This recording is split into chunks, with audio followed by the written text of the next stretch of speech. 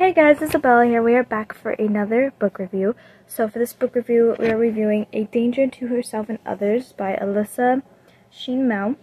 For one, it is very early in the morning. It's 5:30 in the morning. I've been up since 4 because I had to get up and go to the bathroom, and then I found a giant spider with a giant ass that I had my brother kill. Thankfully he was awake. And then I had to finish laundry because I was up already, and now we're here. So I'm probably not going to sleep for the rest of the night, or the rest of the morning, unless I somehow divot off into napping for a fucking hour or two. Anyways, so A Danger to Herself and Others, I think I rated it an 8 out of 10. I think the only reason why is because it was kind of a slow burner book, which I have like no problem with that. It kind of is boring for me at first, and hard to kind of get into. It took me a week to finish this, and that's literally because I think I spent the first 2 days reading just until chapter 12, and then when I went to my boyfriend's house, he was busy playing video games, and I just decided I was invested more of the book and finished it all within the rest of that day. So, and there's 50 chapters? Yeah, there's 50 chapters. So it's not like, it's thick, but it's not like a very like hard book to read. So if you don't know, A Danger to Herself and Others, the back description says, "It wasn't my fault, accidents happen. Hannah knows there's been a mistake and she doesn't need to be institutionalized. What happened to a roommate at the summer program was an accident. As soon as the doctors and judge figure out that she isn't a danger to herself and others, she can go home and start her senior year. Then Lucy arrives. Lucy has her own baggage, and she's the perfect project to keep Hannah's focus off all she's missing at home.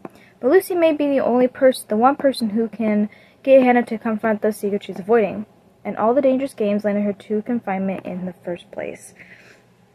So it sounded pretty interesting, and it definitely was a good book in the end because I was so invested when it got intense in the middle, because you start reading on and then you start to wonder like, what the fuck is going on? So it also is like so loosely like basing out a mental disorder in this girl, so you're trying to figure that out as well, of like what health disorder she has or what mental disorder she has, because you don't really figure it out until like chapter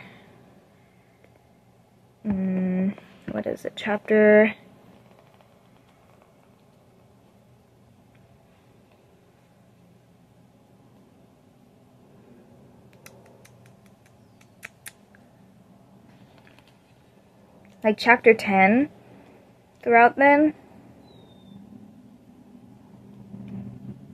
Yeah, like before chapter 10, when Lucy joins in.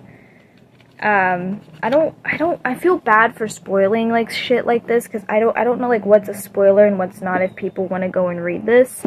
So I don't know how much I'm able to explain by making sure this is a long enough video for you to enjoy and make the book interesting.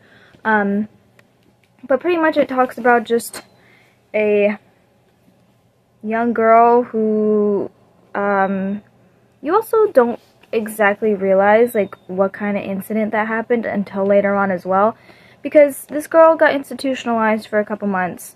She had one roommate, and then that roommate accidentally fell from their bedroom. And you start to figure out if it was intentional or not, or if it wasn't intentional or not. But you soon realize that even still, I don't know if it was true or not, because, you know, Hannah at the time was having a psychotic break.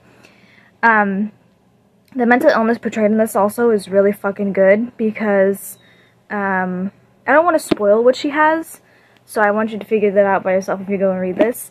But it's good. It's also one of the more harder mental illnesses to write about. I have a couple stories basically on what she is going through, but it's kind of hard to do so. But it still gave me some great ideas to figure out what to do, which is great. But yeah, and then when her new roommate comes, Lucy, she interacts and, you know, they become best friends right away. But then you start to realize something's not quite right. And there was something not quite right because she had this boyfriend. Well, she thought she had this boyfriend. When her other roommate, Agnes, was, staying with her when they were roommates together at this institution, Agnes, was dating the boy named Jonah.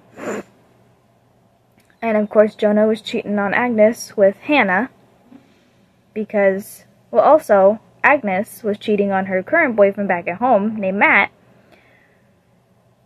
So you start to, like, kind of figure out what the fuck's going on, and then you realize in the end, oh, Jonah wasn't real.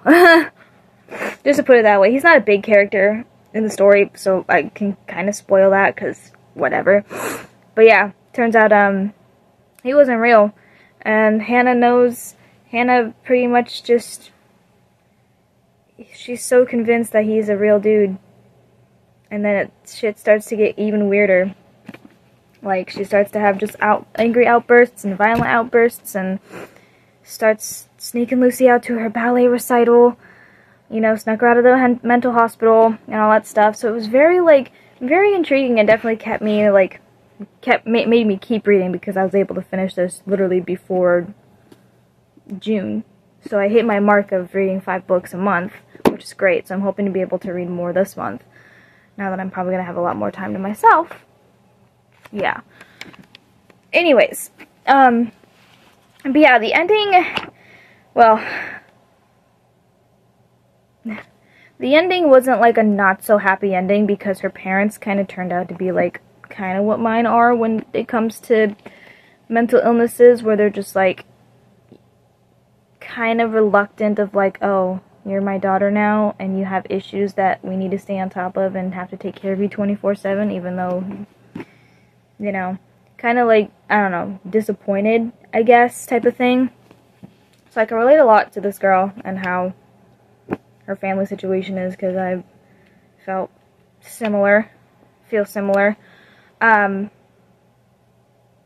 yeah, I also, like, accidentally read onto the author's note, because I was kind of confused, and then I saw something about what was going on, and I'm like, oh, I should probably read the actual book first before getting into that. But yeah, otherwise, it was a very good book, and I enjoyed the read a lot. It is definitely more longer, but the chapters are shorter. But it is very good if you want to go read it for yourself. It's, again, A Danger to Herself and Others. I also like that I also like with most books that it gives you the next chapter of one of the other books the author wrote. And I didn't realize about this book, What Kind of Girl, by the same author, and it contains 2 of the things I relate to of mental illness-wise, so I'm like, I gotta get me one of that. So I got that on Amazon next. Well, I have 3 new books coming this week, so yeah, I can't help myself. But yeah, so there is that. The next 2 books I'm going to be reading, because I've been having my brothers pick out from my jar. First book we are doing is Bad Girls Don't Die by Katie Allender. It says that Alexis thought she led a typically dysfunctional high school existence. Dysfunctional like her parents' marriage, her doll-crazy 13-year-old sister Casey, and even her own antisocial, anti-cheerleader attitude. When a family fight results in some tearful sisterly bonding, Alexis realizes that her life is creepingly from dysfunction into danger. Casey is acting stranger than ever. Her blue eyes go green sometimes, and she uses old-fashioned language, and she even loses track of chunks of time, claiming to know nothing about her strange behavior. Their old house is changing, too. Doors open and close by themselves, water boils until on unlit stoves, and the unplugged air conditioner turns the house cold enough to see their breath in. Alexis wants to think that it's all in her head, but soon what she liked to think as a silly parlor tricks are becoming life-threatening to her, to her family, and to her budding relationship with the class vice president. Alexis knows that she's the only person who can stop Casey. But what if that green-eyed girl isn't even Casey anymore? So that was sounding pretty interesting. I'm actually pretty curious about what the fuck is going on in this, because it sounds like another fucking, like, mental issue type thing, or it's literally just like, oh, none of it was ever real. I don't know. But it seemed interesting enough. The next one is called Blackbird by Anna Kari or whatever.